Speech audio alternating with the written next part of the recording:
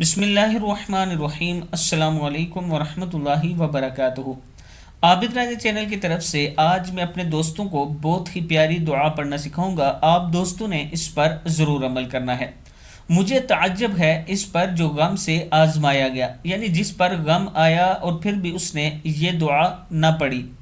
دعا کیا ہے؟ بسم اللہ الرحمن الرحیم، لا الہ الا انت سبحانک انی کنت من الظالمین۔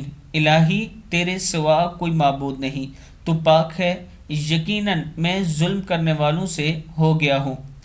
کیا تم نہیں جانتے کہ اس دعا پر اللہ نے کیا جواب دیا؟ اللہ سبحانہ تعالیٰ نے اس کے بعد فرمایا فَاسْتَجَبْنَا لَهُ وَنَجَّيْنَاهُ مِنَ الْغَمِّ وَكَذَلِكَ نُنْجِي الْمُؤْمِنِينَ۔